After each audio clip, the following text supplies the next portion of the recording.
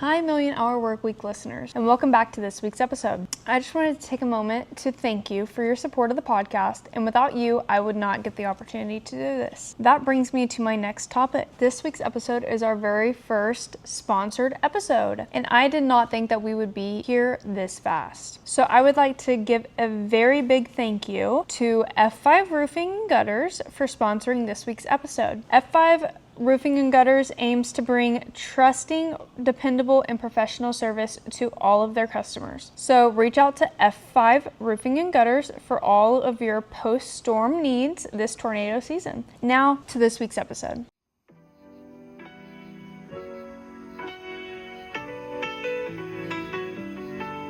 Okay, perfect. All right, you ready?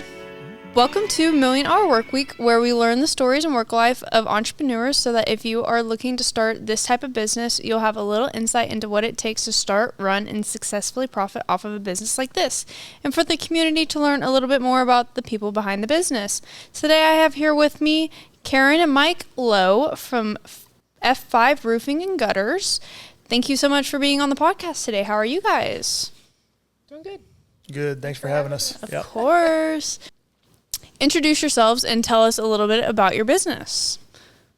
My name is Karen Loewe. I am the CFO and business manager of F5. You want to know what I do? Mm-hmm. Let's see. What do I do? Everything. Yeah. Every day is different.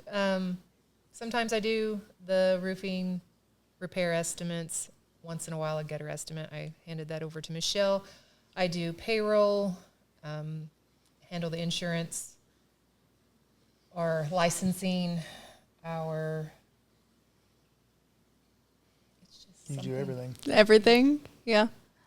Banking, it just everything. CFO, Answer everything. The phone. I answer the phone. Yes. I'm the voice when you hear. She's half owner. Absolutely. Yeah. It's okay. This is his baby. So my name's Mike Loewe. I am half owner of F5 Roofing and Gutters. I kind of do everything as well. I mean, my main role is to manage the team, help the team develop and grow, kind of show them the ropes, and make sure they're successful. That's the biggest thing. Perfect. Yeah. Where are you guys based? Tulsa, Oklahoma. Perfect. Over on 11th Street. And what type of services do you guys offer? Wow. Our bread and butter is roofing and gutters. That's the big one. But we're expanding out into commercial in the next few months. Mm-hmm. So we're getting commercial roofing. We do some light construction work, siding, paint, interior work, things along those lines. Nice. What areas do you service? Tulsa, anything north. Mm-hmm. We also travel to Kansas if needed. Ponca City, stuff south, Muskogee, Kiefer, Sapulpa, Bixby. I mean, just all over the place. This area. Yeah. We're licensed in Kansas, Oklahoma, Missouri, and Arkansas. Perfect. So you can do other states as well. Yeah. Is that like if there's like a major storm in other states, you're able to go and help there as well? The reason we did that is because we've lived in all of those states, and nice. So when people get hit, they call us, and at the time we'd be like, "Well, we're not licensed, so we can't." And so yeah, friends, but we want to use you. Okay, let me get our license. Absolutely, so yes. That's kind of how we got started in doing that. Well, nice. How long have you guys been in the business? Just right at 6 years now. Yeah. Really? Yes. COVID. It was a COVID business. Mm-hmm. How did that go starting out? Well, I was in the food and beverage industry for 27 years in various roles. Mm-hmm. When COVID hit, I got laid off from a major corporation at that time. I've been with them about 3.5 years, didn't have all the time with them. So, we had some money put back. We had a severance, and we just kind of took some time. And then through another individual, we got introduced into roofing in June of 2020, and then I think we officially started in July of 2020. Nice. Yeah. Wow, fast turnaround. You said, we're starting the business, period. Yeah, well, good for you. Where did each of you guys grow up at? Howard, Kansas. Really? Kansas. Nice. Super small town. Yeah. What do you think your population was? Howard's like 800, Piedmont's probably 50. Oh, perfect. So you like know all your neighbors in that town. Well, not really. Well, Yeah, I graduated with 34 kids. oh, nice. Super small. Yeah. You definitely know everyone in your class, though. Oh, absolutely. Yeah. Still talk to a lot of them to this day. Well, good. He does not. What, 32? 32 people in your class? 34. 34. There you go. Yeah, I think my mom had like 34 in her class, too. She graduated from Vian. Yeah. Yep. So I grew up in Arkansas City, Kansas, short Ark City, Kansas. I don't know what the population is, but we were a 5A school at the time, so I'm going to say, 15, 20,000 people. Grew up there. This is where we met in college. She was a freshman, I was a sophomore, and we've been together ever since. We just celebrated 32 years of marriage. Well, congratulations, guys. Thank you. That's a big commitment. Yeah. What were you guys both like when you were growing up? You can start that one. I was a normal teenage guy. Oh, yeah? Put it that way. I'm just glad we didn't have cell phones back then. Let's put it that way. Yeah, that's what a lot of my parents and their friends say. Yeah. Gen Xers. baby. Yes, Yeah. they said we're just glad there weren't cameras and stuff like that around. Yep. Yeah. Yeah. Okay. Yeah. Well, I don't have a felony record or anything like that. I'm good. But then you got I just never, you're just good. ornery. That's fine. Yeah. Yeah, it's part of the experience. Exactly. Duh. Growing up in Yes. still a small town in the country. You had a lot of fun and you had a lot of opportunity. I don't think we had the pressures that a lot of the kids have now with social media and things along those lines. Yeah. And phones and all that. So, I mean, my days were spent out in fields and rivers and ponds and hauling hay, you name it. Then I got into sales as I got a little older, probably got 16, 17 years old. I got into retail sales. Nice. Yeah. It's a good starting job. Yeah. Yeah. Get you into customer service. I think a lot of 16-year-olds should get a customer service job. Helps build. Yes, I think it does as well. How were you whenever you were growing up? Let's see. Also ornery. Yeah. She was perfect. Yes. An angel. I was very sports minded. That was my bread and butter, I guess. Talented, at least at that. Yeah. Very outgoing, which this is what suits me, I guess, helping answer the phone.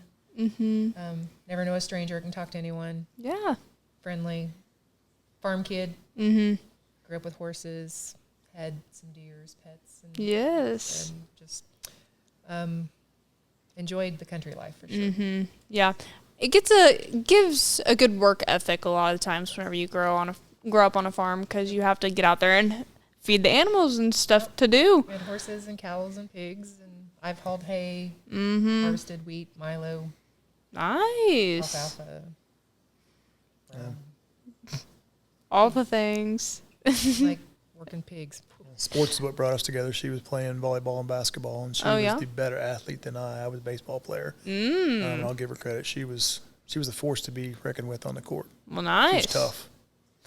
Oh, Heck yeah, You were- girl. you were tough. Look at that. That's how you get them. You intimidate them. That's Yeah. right. I didn't like playing.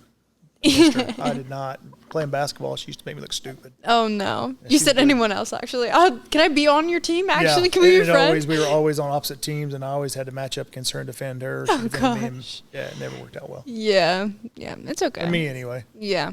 You know Yeah. what happens. You gotta, it builds character. Yeah. Yeah, it really does. What did your guys' parents do for work? My dad he retired military, retired as a police officer, and then went to work for Montgomery Elevator and retired there as well. And then my mom was a nurse, and they had moved to Grove, Oklahoma after I got out of school, right when I was in school. And they stayed there 25, 30 years before they both passed since then. Oh, So, yeah. sorry to hear that. Yep. Well, it looks like they lived a very fulfilling life. Yeah. Your dad retired twice. Look at him go. Yeah, yeah. Yes. What did your parents do for My work? mom was a stay-at-home mom and took care of tons of grandkids, which were like my brothers and sisters at that age. And my dad was a farmer, but then later in my high school, he bought a rock truck and drove that during the day to help supplement his income. Well, cool. Yeah. So kind of entrepreneurial. Yeah, Very look at hard him. Yes. Did you feel like you were entrepreneurial from a younger age? Either of you guys? Me? Not so much. Now, I could sell the crap out of that Tom Watt suitcase and future homemakers used to carry around a Tom Watt. No one will know what that means. Yeah. Tom Watt suitcase. I could sell that and candy bars, but other than that, no. Selling is not my cup of tea. No. Is totally born to do this. Really? Oh, he is good. Yeah. Yeah, I love to sell. You're very good at it. Worked in corporate America for 27 years, and it has its great benefits as well. But it also, I think at times you feel like a number, essentially.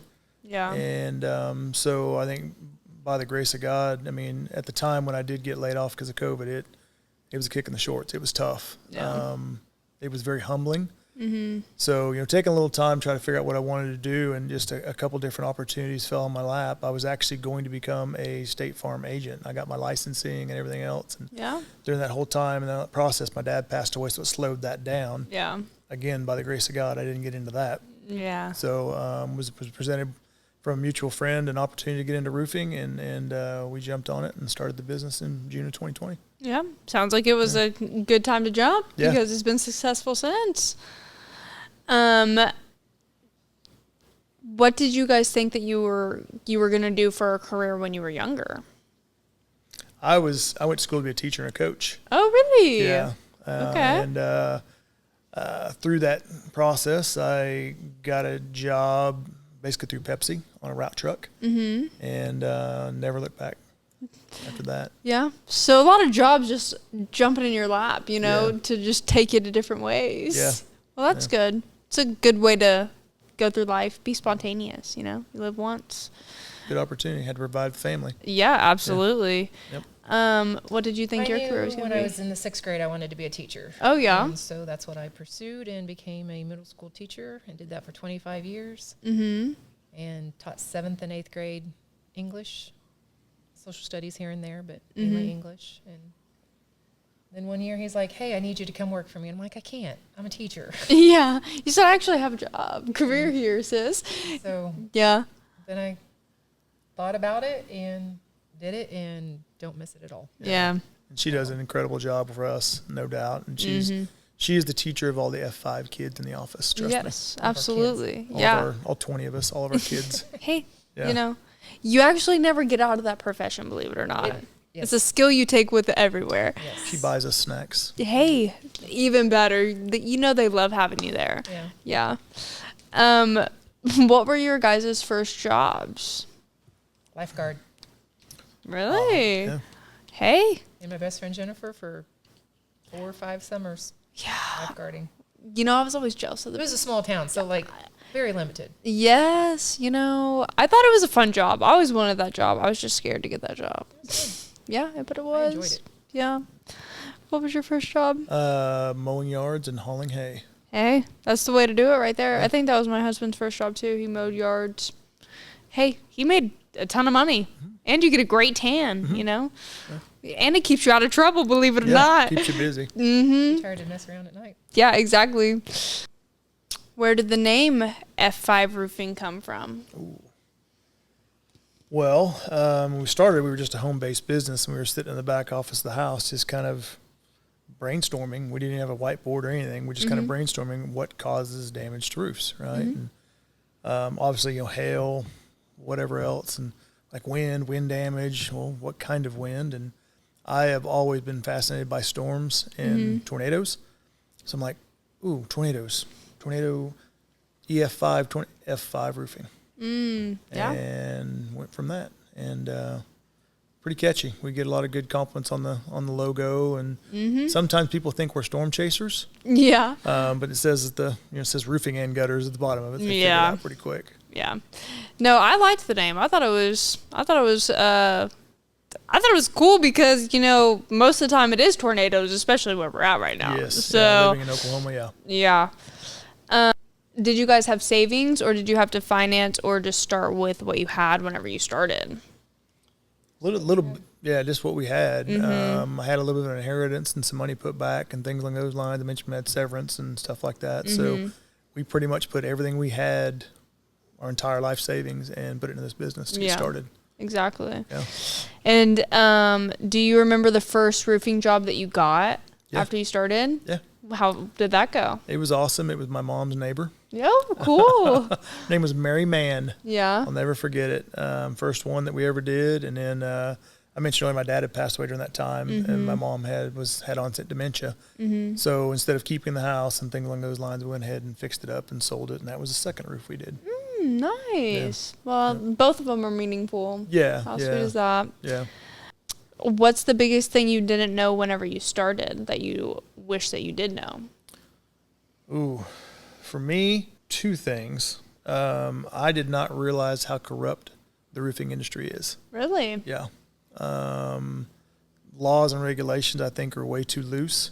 And people get away with way too much, and that's something that I know I'm not going to change the industry completely, but I can influence it by doing the right thing. Yeah. We're not perfect. There was only one man that walked this earth that's perfect. It definitely wasn't me, but we strive. One of the great things that came out of working for corporate America is being very customer centric, and that's who we are and what I'm all about as well, and taking care of our customers.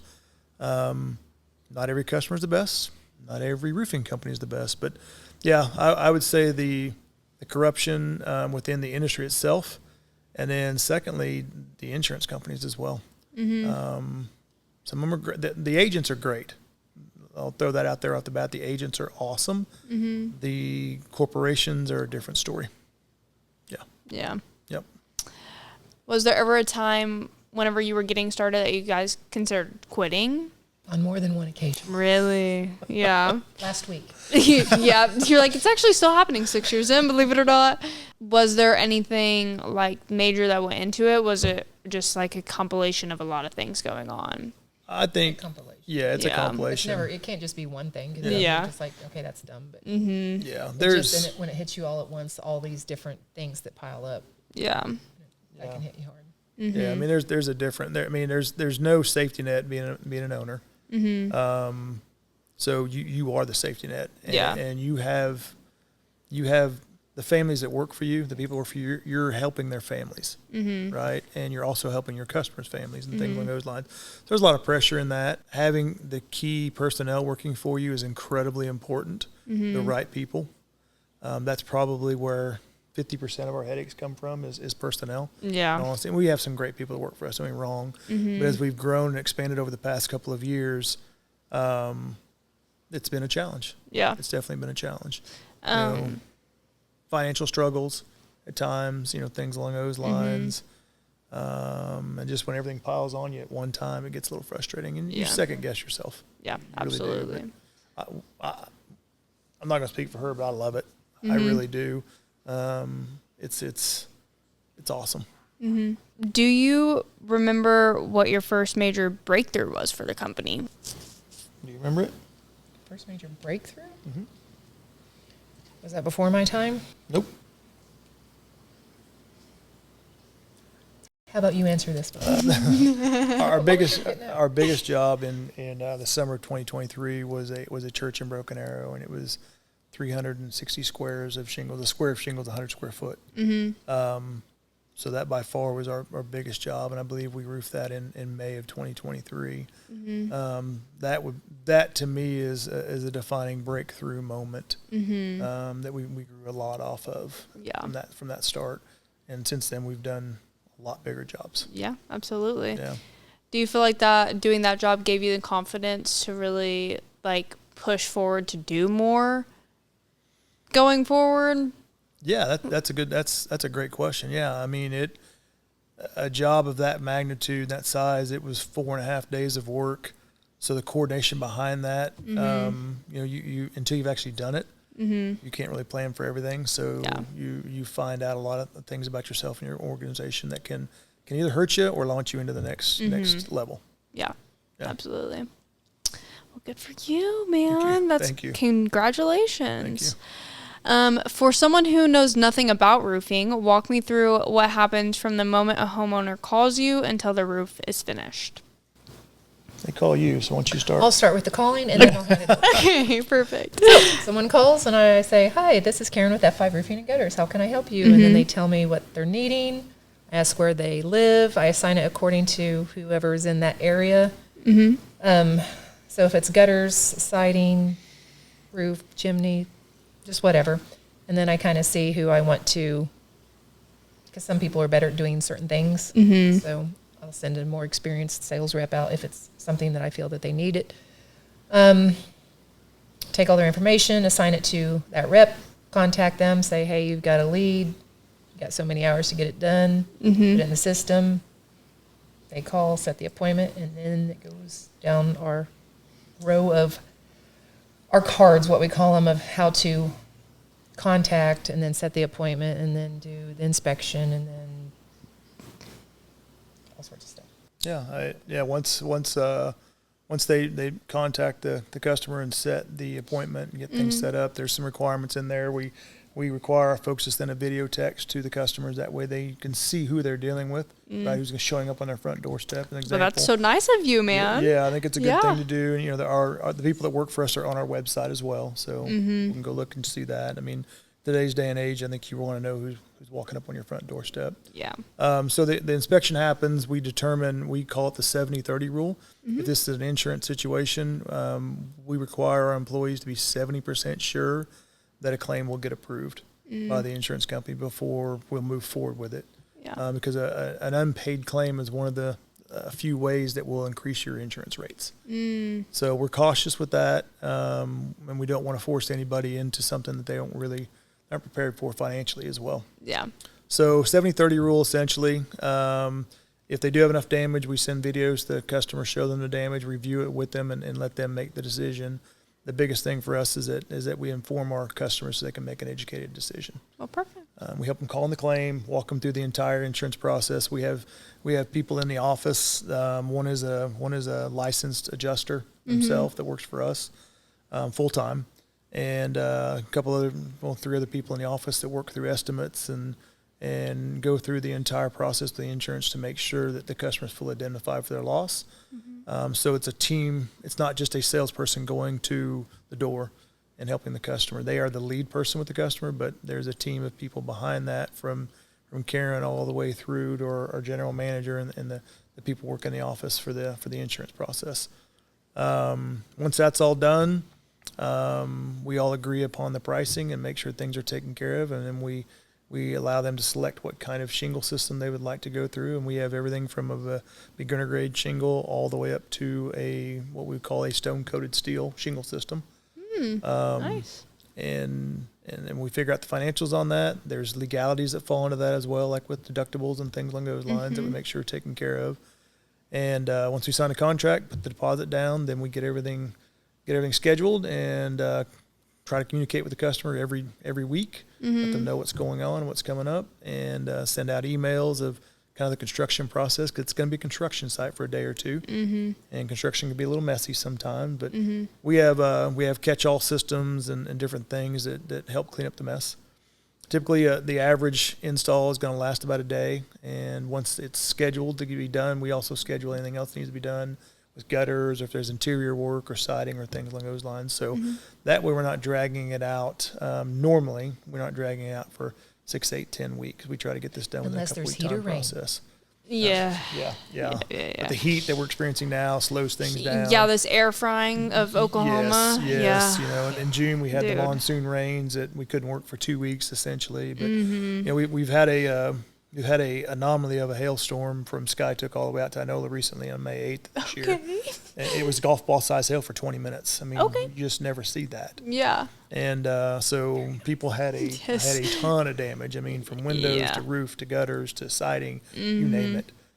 So those jobs typically take a little bit longer. But again, our bread and butter is roofing and gutters at the end of the day. So that's kind of how the process works.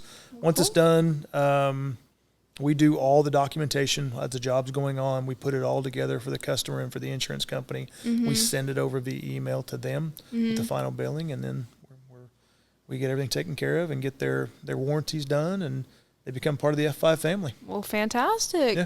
How long's your warranty on it? That's lifetime warranty. Really? Yeah. Yep. Well, that's a beautiful thing nowadays. Absolutely. Well, cool. Have you ever had an insurance company pull out after they've approved it?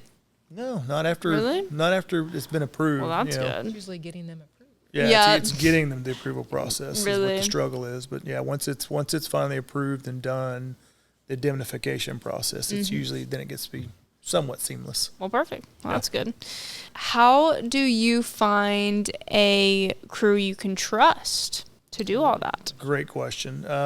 We currently have 6 different roofing crews that we deal with, that we work with, not deal with. We work with them.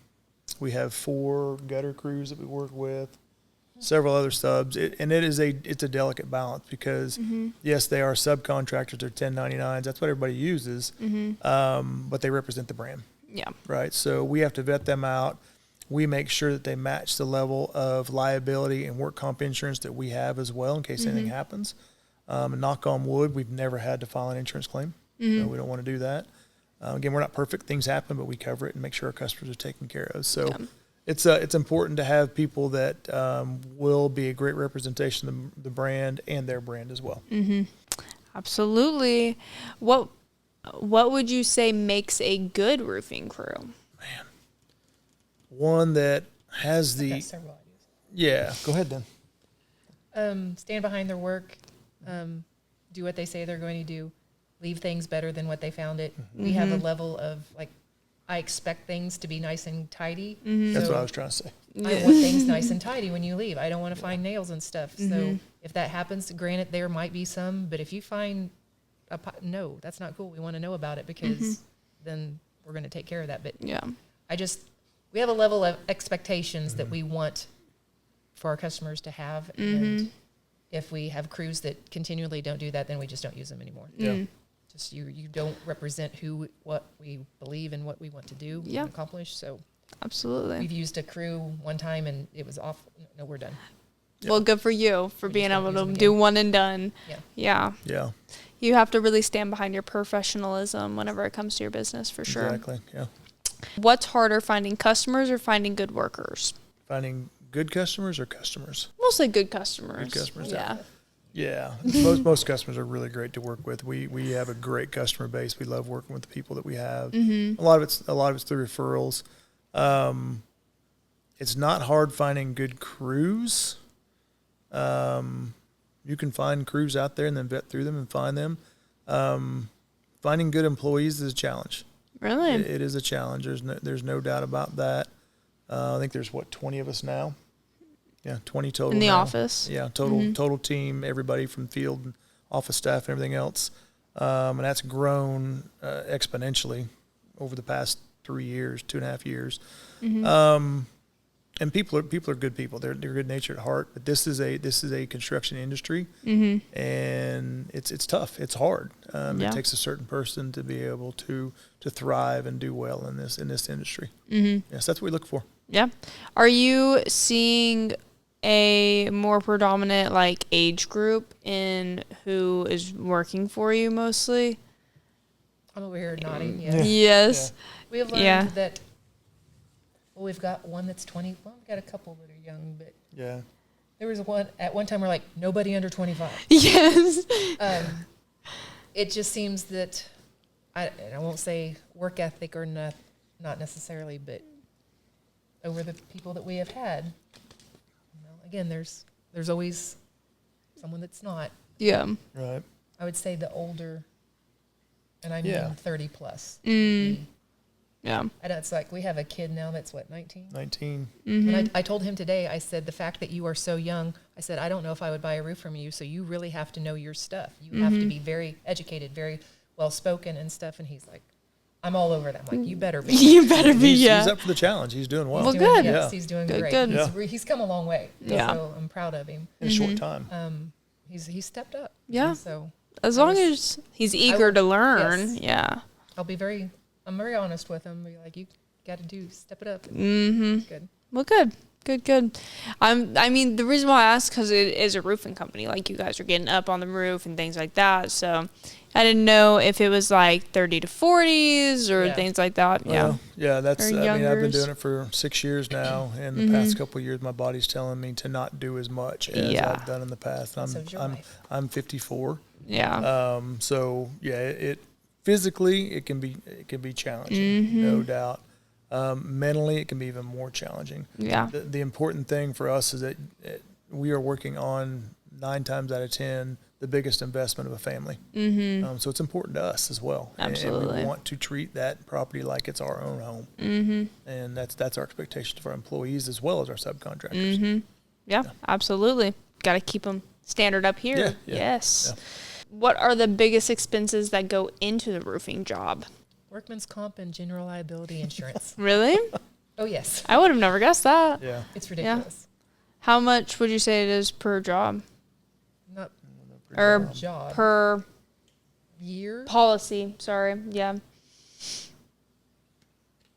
It Over 50 grand. Really? It Wow. fluctuates based on the level of income that Number you're of bringing employees. in. Number of That employees. stuff. So it does vary, but Yeah. Yeah. Oh, that's crazy. you know, Right when now. we first started out, it was like 8 grand. Yeah. Right now, Wow.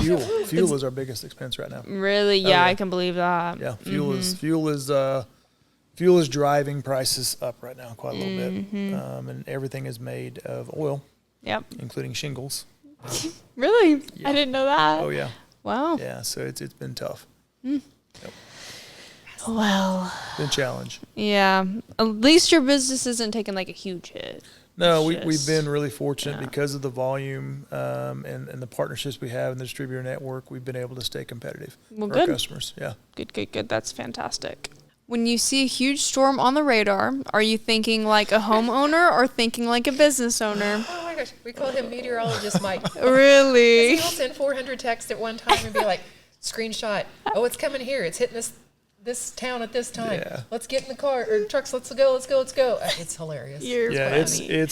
that's a great question. I actually was able in 2011. Joplin got hit by an EF5 tornado, and I was able to take a group of 20 people up there and lead them through that weekend to work on a Friday, Saturday, and Sunday. And it's the most devastating thing I've ever seen in my life. Yeah. So, yes, I would say I think like a homeowner. In all honesty, because it's our job to pick up the pieces. I mean, one of our sayings is that we are the calm after the storm. Yeah. And that is something that is going to stick with me the rest of my life. So it's not cliche-ish at all. It's important for us to be able to help people after they've gone through some of these major traumatic situations, whether it's a tornado or a large hailstorm or a large windstorm or something along those lines, to put their home back together. Yeah. So, yeah, it's yeah, a lot of friends and family like, oh yeah, you're praying for hail. No, we're not. We're not praying for hail. We're praying that people aren't injured or hurt. Yeah. Yeah.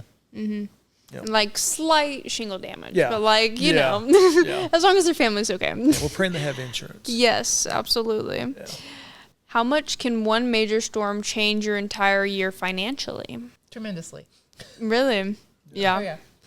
From a customer point of view, what would you say a realistic, like, out-of-pocket number is for people that have never experienced that? I would say the industry's changed a lot in 6 years.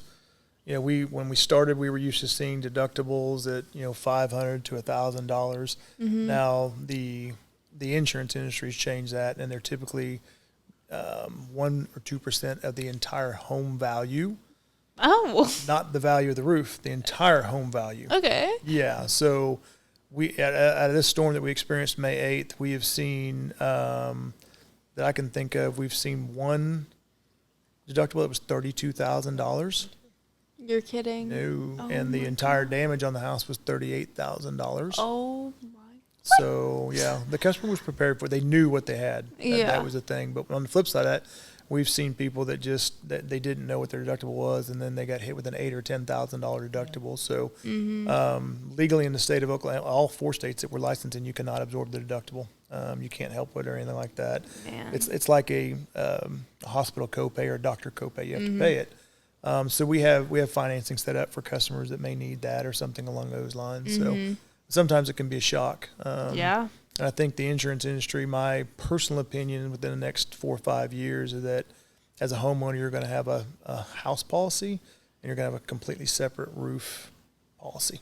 Why do you feel like they're doing that? Because of where we live, essentially. Really? Yeah. Because yeah. of Tornado Alley? Tornado Alley.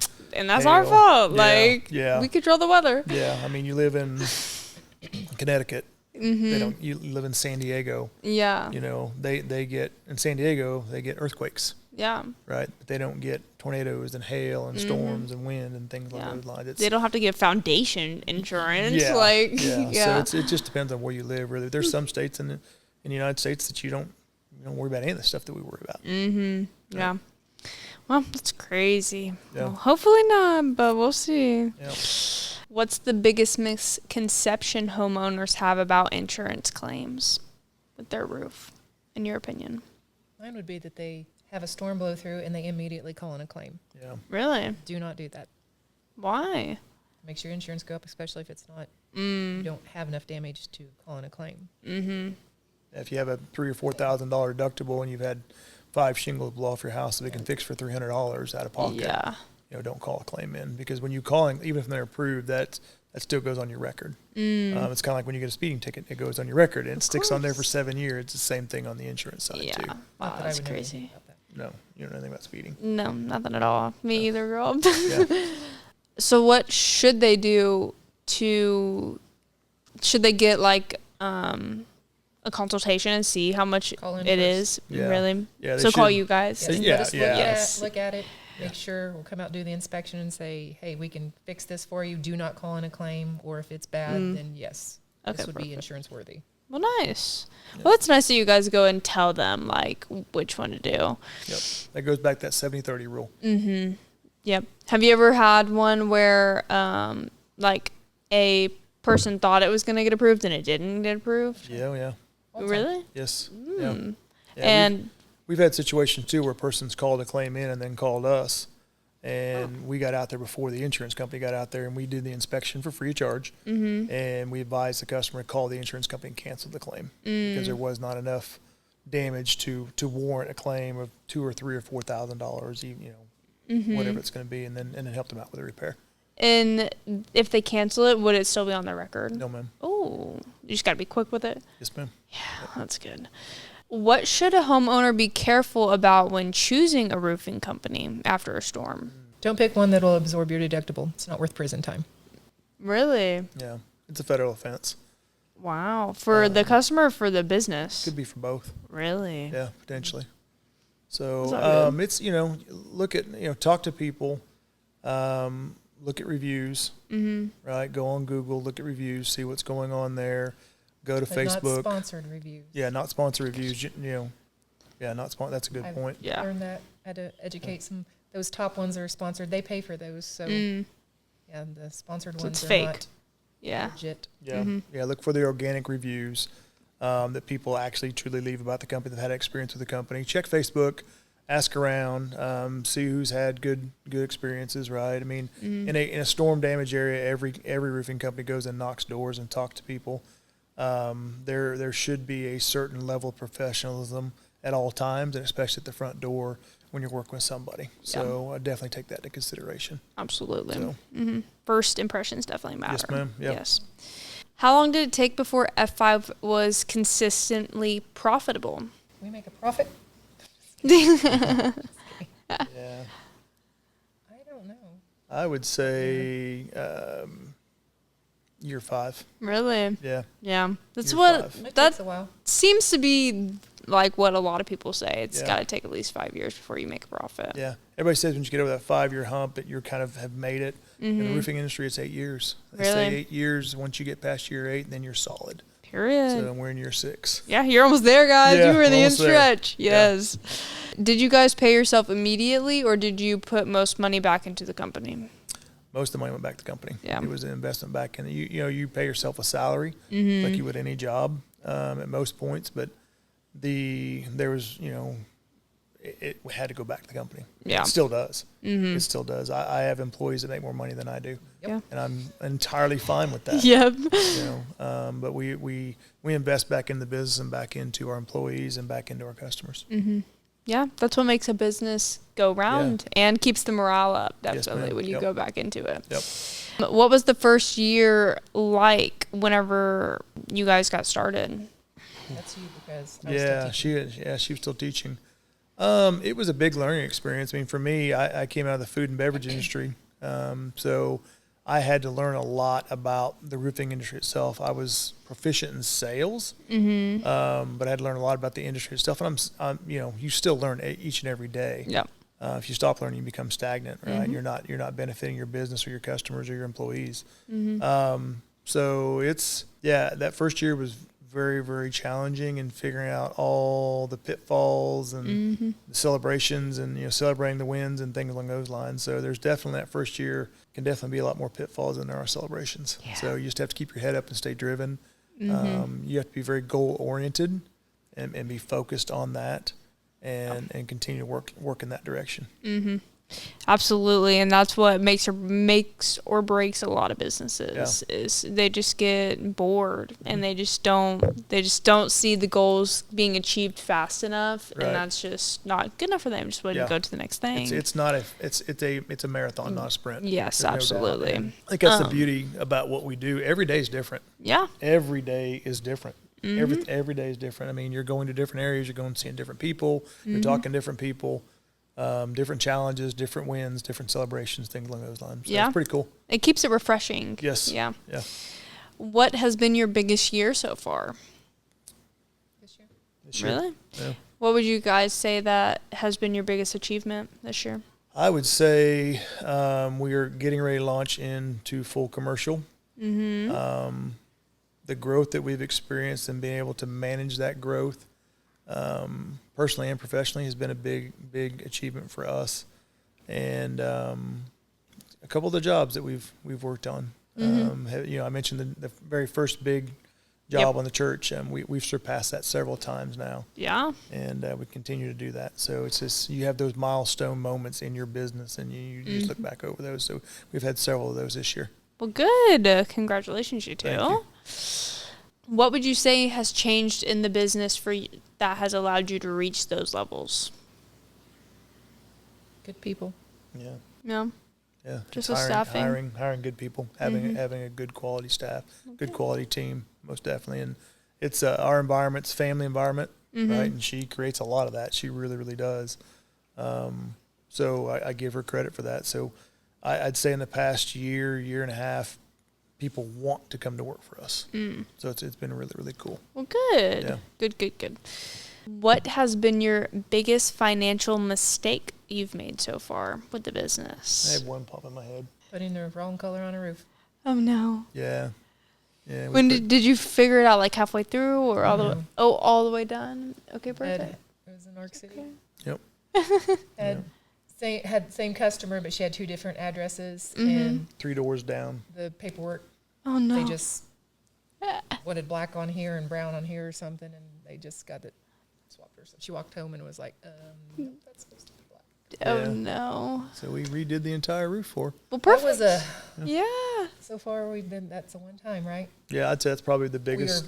Yeah. It's like you live and learn, and you don't screw that up twice. Exactly. You're like, you definitely don't do that one twice. Yeah. Well, at least you made it right. That's a good business owner move. Yeah. Yes, absolutely. What would you say is something that you spent money on that ended up being worth it? Snacks. Really? The snacks? Hey, keep the men from being hangry. I am the still kids. say kids. It's and I've been out okay. of teaching for 6 years. That's fine. No, I'm just joking. I would say the investment in our team. That's by far the biggest ROI that we get back. Yeah. I mean, even when you struggle with people that aren't invested back into the business and the team, if we hire 10 people and we retain 4 of those people are typically strong people that are a great investment. Yeah, absolutely. Yep. How big do you ultimately want F5 to become? That's a great question. My goal. No. Our goal? No. I know where you're going with this. Go ahead then. Don't do it. He wants to do it. I don't want him to do it. Yeah. He wants to open multiple locations in other states. Yeah. Okay. And I'm like, no. Yeah, you don't want to do a franchise? Yeah. I don't really want a franchise. What I really want to do is some of the monkeys here. Yeah. I can't imagine controlling the monkeys over there. Yeah. No, I think we go back to investment, the team, take some of our top team members here, and if they want to relocate to a different area to open another office, another F5 office, that's something I'd like to do in the future. What our our biggest goals right now we lease our office. We want to buy land and build exactly what we want as a facility for our entire team to have all their own areas and not be restricted to, what you're leasing. You look around, you try to find the best possible office space and warehouse space and things along those lines. And we've got a good one. But we have dreams and plans to build what we want. So absolutely. That's the next step. Absolutely. Yeah. Sounds fantastic. Yeah. Everyone, and you can maybe keep all your inventory in the same place, things like that. Yes. Yeah. Do you plan to run it forever, pass it down, or sell it eventually? Not run it forever because I have grandbabies to take care of. I'd love to pass it down. Yeah. There's no doubt about that. But I think, I don't know. We'll see. Yeah. See what the future holds. Yeah. We'll see. Whose idea was it for both of you to work together in the business? Oh, really? I'm getting some differing answers over there. No, he asked me for teaching. Yeah. We'd started after the first year of business. We'd started experiencing quite a little bit of growth, and we needed some help. And obviously, as a business owner, you need people around you, surrounding you can trust. Yeah. So, yeah. And she has that personality that people gravitate to, right? So that was an easy decision. Yeah, absolutely. You said, please come to the business, girl. girl. I did. You got the personality for it. Yeah. Yes. Was working together always easy? Absolutely not. Absolutely perfect. Yes. No, because we're with each other at work most of the day, and then go home, and then we talk about work, and it's hard to check out. Yeah. Like we were just on vacation, and he was honest. Couldn't check I'm out. like, check out. Yeah. We need that time. Yeah. And I would say up until we literally had our vacation last week. We had our 32nd wedding anniversary, so we went to Cancun for just 4 days, just a quick little brief weekend. one. But I think this was the first time I did not take my computer. Yeah. And neither did I. Well, good. Yeah. Matt It's a hard kicked us thing out to of the do. group text, so Well, that's good. he's like, "You're out." Booted us out for that. But yeah, it keeps us. It's challenging at times, but it's also very rewarding to work with your best friend. Yeah. Yeah. It's more rewarding than it is challenging at the end We of the don't day. get mad at really each has. other that often. Yeah.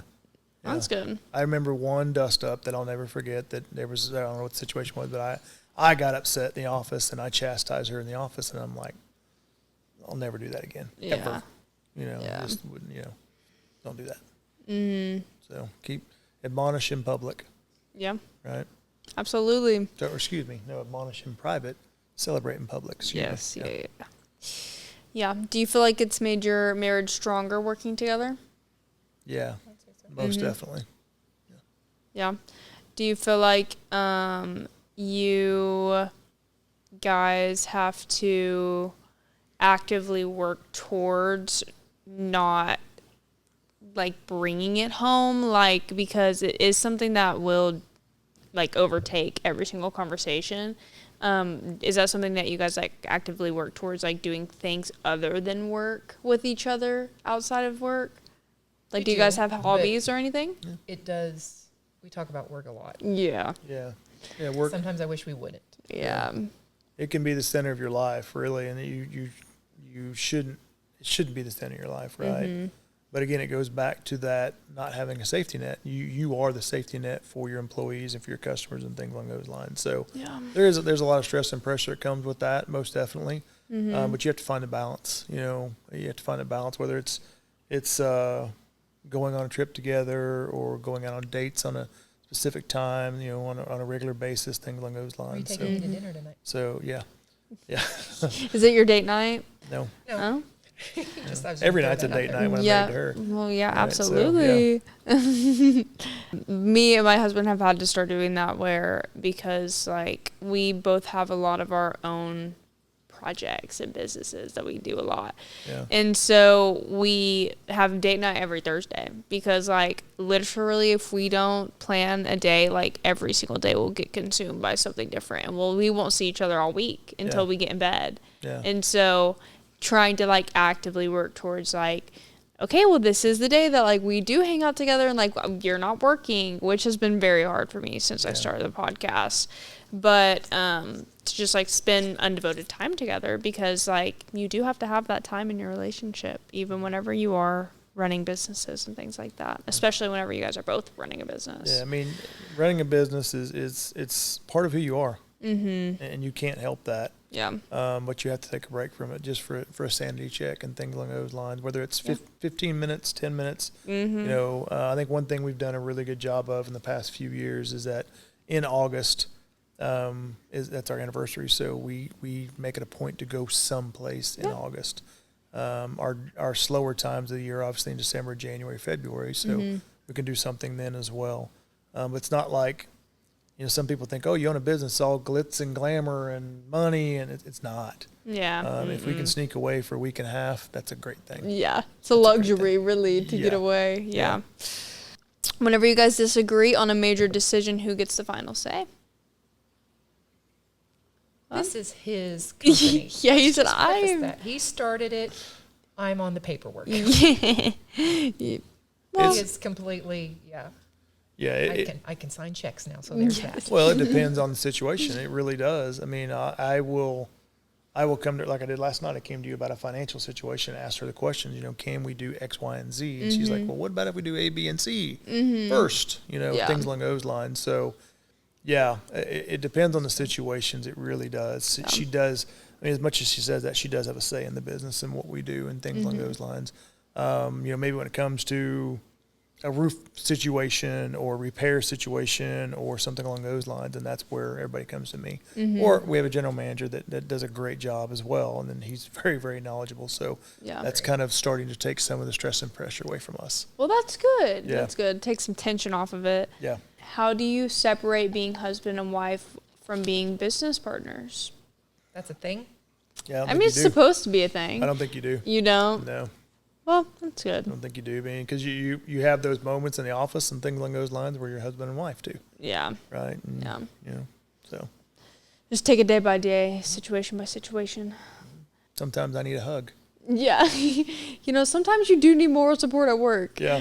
What have you learned about each other from working together? I have learned that he has a lot of stress on him. That I never thought that, I won't say never thought, but I've just seen different sides of him to where, you know, being in the office versus if I was at home and stuff, just the day-to-day, just on him all the time. People always asking him, people always wanting this, and he's being pulled in 14 different directions and asking umpteen different phone calls and emails and just on him all the time. I could not handle that. Yeah. I would get very, let me just put a little cocoon around me and nobody talk to me.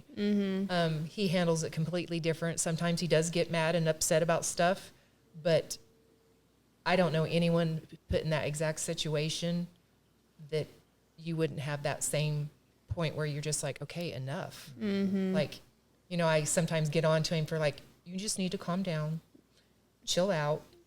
It'll be okay. But then when I'm around him more and I see the just everybody on, I'm like, I would have freaking lost my mind a long time ago. No, for real. So that has made me appreciate a different side of him to where he carries a lot of weight and he wants everyone to be successful. He cares very deeply about our families that are relying on us. So there's just a lot that goes on to it. So when he does get pissy or upset, I can try to cut him some more slack because I've seen that side of why that's on him. Absolutely. Plates overflowing. Yeah. It's hard.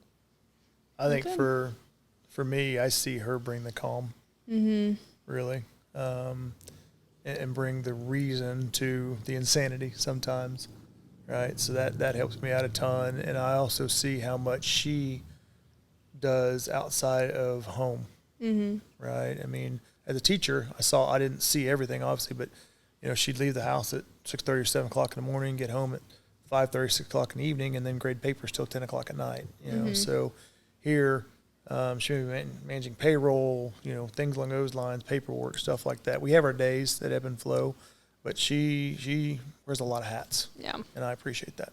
Well, good. Sounds like you guys counteract each other very well. Yeah. Would you recommend starting a business with your spouse? If you like each other. Yeah, that would depend on the spouse. With a very strong foundation. Yeah. Yeah. They're already button heads. No. Yeah. But if you have a solid marriage, then yeah. Yeah. I mean, again, we've been married 32 years and known each other for 35. I wouldn't have done this 25 years ago. You know, but as we've grown and developed and been with each other for so many years, it makes it a lot easier. I mean, I went to her wanting to go to have her come help us. Yeah. Yeah. So. Well, good. What has been the lowest moment you've experienced with F5? Mine is I had a business partner originally in this, and he was like a son to me. And there was a lot of mentorship moments and challenges and things along those lines, and he walked out the door. That's my lowest moment. Yeah, by far. Sorry to hear that. Yeah, it's rough. Yeah. No, it's a great question. It is. That's a learning experience for me. Yeah, it's just a tough situation. I mean, a very lengthy situation. Yeah, very lengthy situation, tough situation, and there's a lot of both personal and professional feelings towards that. Yeah. And at the core of me, I know he's still a great person. We just have a lot of things that we need to resolve someday. Yeah. That's kind of the hardest part about business and like going into like ownership of a business with that. Yeah, I mean, she's my life partner, right?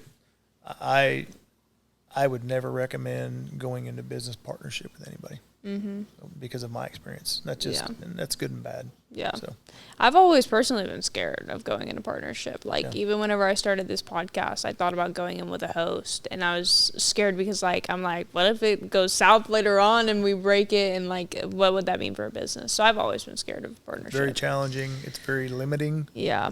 It has to be. Now there's people in this industry that are friends of mine that are partners, and I they're great guys. And I pray for them to be successful, and they will be. Yeah. I hope it works out for them. Yeah, absolutely. Yeah. It's a hard thing. You have to definitely have very, very same things in mind for what you want. The same goals. Yes. The same exact goals. Yes. What is the hardest customer situation you've dealt with so far? These are good ones. For me, we have what we call 10%ers. Okay. And a lot of the 10%ers don't offset the 90% that are incredible to work with. They don't. But that's life. I mean, you're going to have people that are difficult in your life no matter what you do, right? And a lot of it comes down to people not understanding the process, and maybe they've experienced a challenging situation from a contractor before, so they're very cautious, which is understandable. Yeah. Right. So that can bring some challenges to it, most definitely. In this industry, a lot of people think that, hey, I'm getting this money from the insurance company, and I can use it for whatever I want. And in today's day and age, with all the rules and laws that the state has, that the 4-state area has put in place, it's illegal. Yeah. And we have to stay inside the boundaries of the legal system as well. So we try to inform our customers so they can make that educated decision and make the right decision. Yeah. We've had customers fire us, and we have fired customers. So. I didn't realize how much people are just willing to do fraud nowadays. Yeah. You would be surprised how much I've heard people bring up the roofing deductible situation recently. There's a lot of fraudulent activity in this industry, and it is caught up with several people that I am fully aware of, and that's just something I will not lower my standards on. I just won't do it. And it's you walk into a business and you see the sign, we have the right to refuse service to anybody, right? Well, I'm not going to let my employees be treated bad from a customer. Yeah. Right? Especially they don't deserve it. I mean, even if they did deserve it, nobody deserved to be yelled and screamed at the end of the day. And there's been moments that have been heated between customers and us. There has been. Yelled at. Yeah, I mean, she's Like, been yelled at on the what phone. the heck, The man? phone. Yeah. Yeah. I have nothing to do So- with Yeah, it. you're like, you don't So even know much. me, man. Yeah. Yeah. Oh, no, Yeah. they've always been dudes. Yeah, of course. Yeah, yeah. We actually had an insurance adjuster, a field adjuster, talk down to one of my employees that was a female because she was female, and she recorded the call. Yeah. And I got that recording, and he got a phone call Well, from good. me, and their HR department got a phone call as well. Well, good. Yeah, that should never happen. No. Yeah. Yeah, especially not in that industry. Like, Yeah. come on now. It's Yeah. 2026. Get it Yes. together. Yes. Yeah. I don't know if I've asked this question or not. I feel like I have not. But I might have asked a question that was similar to this. What's a mistake you made early on that you would not make today? Oh, I've got one. Okay. When we hire people, not to settle. Really? Yeah. Yeah. When we were first just trying to grow, we would basically, if you're a warm body, we'll train you, whatever. And then we're like, no, we want some qualifications here. Yeah. The highest one is, do you have an iPhone? Mm-hmm. I can mess up a group chat. You're No, funny. but yeah, can't miss- wanting people that have the same goals, standards, morals that we do versus just hot body off the street. Yeah. Because that's burned us more than once. Mm-hmm. Because I'm a very trusting individual. I want you to be part of our family. I want to know about your kids, your wife, all this stuff. And then I get attached because they didn't do their job. And then I'm like, oh, man.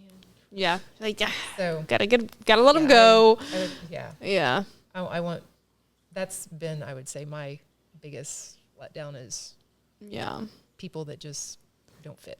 Yeah, or they just don't care about their job. Like, that's just, I'm seeing it more and more nowadays, and I just don't understand it. laziness. Yes, I'm Because just again, like, it affects everybody in that office. it really does. And a bad mood is contagious. Yes. Yeah. And if you just come to We work have and a you joke hate your that I've said, job, it's like, you can't be pissy. No pissy. Yeah. Don't be pissy. yes, it's crazy. Yeah, if we were sitting in my office right now and all of our employees were in there, I would ask them literally, I'd say, what are the two things that will immediately get you fired from this company? And they would all say in unison, lying and stealing. Yeah. Right? There's just, I have no good. room for that, period. Yeah. There's no point. Yeah. Like, you're employed. What are you doing that for? Like, there's no point to lie. There's no point to steal anything. Yeah. You're getting a paycheck. Like, come on now. Go Yeah. make mistakes. It's okay to Yeah. make mistakes.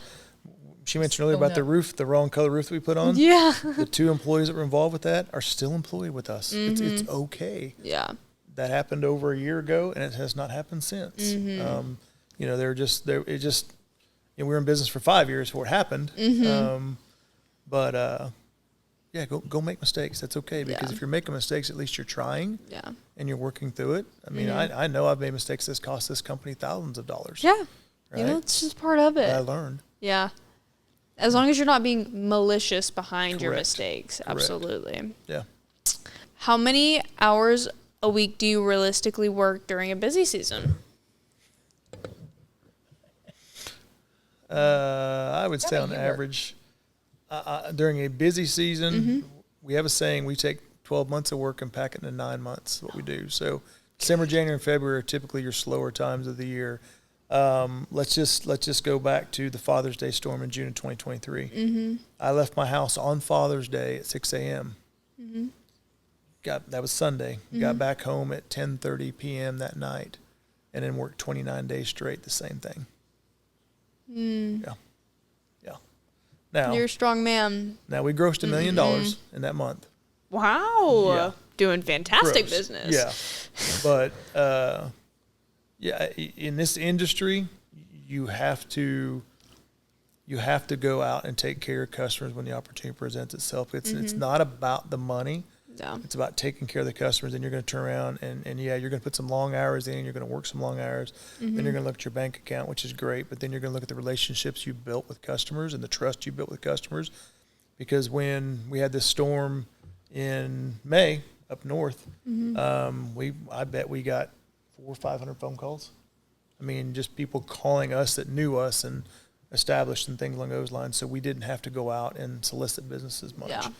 So you put the time in, you put the effort in, and then you take care of your customers. Yeah, absolutely. You take care of the 90%ers. Yes, Yeah. absolutely. Yeah. And that reputation follows you. Yes, yeah. Yes. What's something you've been able to do financially or personally because of F5 that you never would have thought that you'd be able to do? Mine with teaching is to take off in the middle of the day and go do something that I want to do. Yes. Like hair appointment, nail appointment, whatever. The flexibility for me is because teaching, it was weekends only. I very rarely could do anything that wasn't, it was just such a structured time frame, and I couldn't even go to a doctor's appointment, without taking off work. And at least here I have the ability to do so, but then I may work till 8, 9, 3:47 this morning. Yeah. I'm going off of 3 hours of sleep last night. Yeah. I literally quit doing payroll at 3:47 this morning. Yeah, I've had about 3 a.m. days in the last week, so I feel you, girl. I'll keep going. I'll finish it. Yeah, it's just, it's a fantastic time to work. I just get so much stuff done, in the middle of the night when no one else is up. Yeah. No distractions. What time did you get up this morning? 5:30? 5. 5? Yeah. I was still awake at 5. 5 a.m. Passing in the night. Yeah. My thing is seeing the successes from our employees. That's really satisfying for me. Yeah. Again, I worked in food and beverage for 27 years, and I started on a route truck and moved all the way through a director sales role for a major corporation, calling on Walmart and Sam's, and then getting into a general manager role for another major corporation here and managing operations, sales, everything. When you work for corporate America, again, it has its benefits. It has its strong points, there's no doubt, but it also has its challenges. And I don't see those. The challenges are different being a business owner themselves. So when you see the successes of your employees and you can celebrate the wins and things along those lines, that's where it's really satisfying for me. It's not generally about the financial aspect of it. Yeah, absolutely. Just to see them getting their accomplishments and seeing how gratifying it is for them. Yes. Yeah, Yep. absolutely. If someone was wanting to start a roofing company, what do they actually need to know before getting started, in your opinion? They need to know the legalities of it. Most definitely, and what it Paperwork. takes, Yeah. the paperwork behind it, the financial commitment behind it. We've actually had 2 different individuals leave our company and go try to start their own, and both failed miserably. And I hated it for them. I really did. Yeah. But yeah, they need to find a mentor inside the industry that's a trustworthy mentor. That's I have 2 different competitors that are also friends and mentors that we bounce things off of and things along those lines. So I would find a mentor quickly. I mean, if you're going to get in this industry as a business owner, I wish I would have worked for somebody first and really kind of got my feet wet and understood more about it rather than just jumping in with both feet into the pool. So I would highly recommend that, is to make sure that you want to be part of the industry. This is a tough industry. Yeah. I love it. I really do, but make sure that it's something that you really want. Yes. Yeah. Do you feel like it takes a certain type of person to be in this industry? Yeah. Absolutely. Can't be soft. You've got to be incredibly driven. Yeah. Yeah. You've Can't got to be be lazy. motivated. Yeah. You've got to be goal oriented. You can't be lazy. Got to be organized. Very organized. Got to be able to get up and get after it. Yeah. In the hot sun no in the one middle. holds your hand. No. So you have to do it yourself. Mm-hmm. And if not, you'll fail. And you just Yeah. Yeah. And when a customer calls you, it's 7:00 on Sunday evening and they've got a leak from a storm, you got to be ready to go. I mean, it's yeah. Absolutely. Yeah. What's one piece of advice you wish someone would have given you before starting this business? maybe time commitment Yeah. of how much, if you're going to be successful at it, you've got to really put in the time to learn, especially if you're coming from an industry that you know nothing, like he knew nothing about roofing. Yeah. I'm a stinking middle school teacher, and now I do all the books and stuff, and I'm like, ugh. Yeah. But just the time it takes to invest in yourself so you can invest in others to make everyone successful around you. Yeah. So And to be realistic in what that looks like. Yeah. Because a lot of people will think that it's, oh, well, it'll only take like a few hours here and a few hours there. Like, it's going to consume what you're doing. And you have to be, like, okay with that. And if you're not okay with that, then just don't waste your time starting the business, you I know? feel like a lot of people, when we hire, will come because they see, okay, you can make this amount, and we put that out there. This could be some possibilities of your income, but that requires you to work at it. Yeah. You have to. It's not just given to you. It's not here's your salary of this. And if you don't have that drive and that go, it's not going to happen. Very Exactly. well put. Very well stated. Yeah. Yep. What does success look like to each of you personally? Success for me is to see him do well, to see him achieve his goals, to see our employees achieve their goals, to be financially stable so they're not struggling, and for us personally to be set up for their future, for our retirement, because that's not too far away. And so I want to not have to work till I'm 70. Absolutely. I want to enjoy my grandkids. Yeah. So that to me would be a success, because teaching wise, there was no way I would be able to do that. Yeah. I mean, it wouldn't happen. Yeah. I think for me, listen, at the end of the day, none of this is ours. So to be able to be in a position financially to give back, right, more than just the regular 10% that we're called to do by tithing, to help people out. And we've been blessed to be able to help people recently and in the past as well, financially, without having to hesitate, right? We had a person that we knew that needed a medical device, and Karen came to me one evening and she started talking about it, and I said, write the check, do it. That's, to me, that's success, where you can give back and help people, and you can see the people around you be successful and do the same thing. Absolutely. I believe that as well. How can people contact you guys for an estimate? 918-899-4339. Perfect. And Karen here will answer your phone call. Answer your call. You can also contact our website. There's a little button there. They can, it'll send me an email, and they fill out the information, and I'll respond to that as well. They can contact us on Facebook, Messenger. A lot of them are friends, and then they just give out our phone numbers. And Yeah. like, oh, hey. I get a lot of personal phone calls. A lot of times. It's okay. And It's Mike's okay. like, call the office, please, because I take all the information. So Yeah. he's Yeah. so busy. That's okay, however they get in contact with you, we'll get you that estimate, Google us, Yeah. Google F5 roofing and gutters, and all the information will be there, and give us a call, shoot us a text, email, whatever else, and we will respond back quickly. Fantastic. You said that you have a Facebook. Do you have any other social medias? Yes, we have Instagram TikTok. and TikTok, Facebook, and then Google. Perfect. Yeah. Is there anything you would like people to know that we haven't covered? Wow, that's a good one.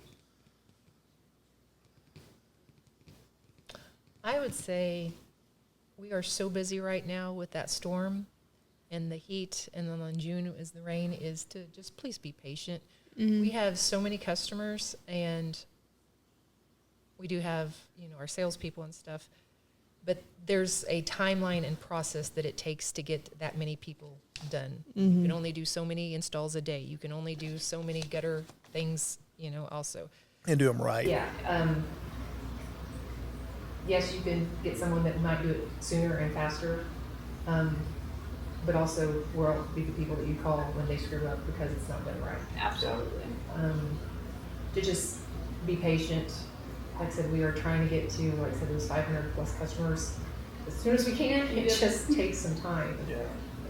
That's what I think people get frustrated with, is the time frame that it takes to, put on a roof. And I think a month is quite doable Yeah. Sometimes it might be 5-6 weeks. It's just, there's so many that were hit. Just think of it this way, if it's a tornado hits, everybody can't be taken care of all at once. It's just, Yeah. it's feasibly impossible. Yeah. So that would be. Yeah. For me, is the general public is get educated. Get educated about the contracts you're working with, right? And get educated about the insurance company that you're working with as well. A lot of people will make the mistake of calling their insurance company and saying, I need the cheapest policy I can get. I get it. I've been there. I've done that myself as well. But then when you have a catastrophic event and you have to pay for everything that your insurance policy doesn't cover, it ends up costing you a lot more money than it should have, than it could have, as an example. Because these insurance companies are multi-billion-dollar corporations that not only insure houses, they insure cars, and they do health insurance, and they do all this other stuff. So it's not like they're hurting funds, Yeah. put it that way. And then get educated about your contractor. Make sure you do your homework, check them out. We talked a little bit about that earlier, but make sure you're working with somebody that is reputable, that is licensed, and that carries the insurance requirements that the state you're living in requires at a minimum. And then we carry double legal limit just in case. It really is a business owner. It's not that much more expensive to do that, to be able to have that kind of peace of mind for our customers. Yeah. Absolutely. Yep. Is there anyone you would like to thank or recognize before we wrap up? I'd like to thank this one. You stuck by my side through thick and thin. Most definitely, we've been through a lot, personally and professionally. We started the business, and then I'd like to thank our team. Our employees. We have a core team that's incredible. That they really, really are, and they're servant minded, they're customer focused, they're customer centric, and that's what makes us go around. Yeah. And also our customers. If it wasn't for them, we would not be in the business. It's those people that use us, refer us, like us, keep coming back over and over and over again, and become friends. Yeah, absolutely. Customers for life. Yeah. Well, thank you guys so much for joining us on Million Hour Workweek. I am very excited to see what your workday entails tomorrow, and we will see you guys at work. Thank you so much. Thank you.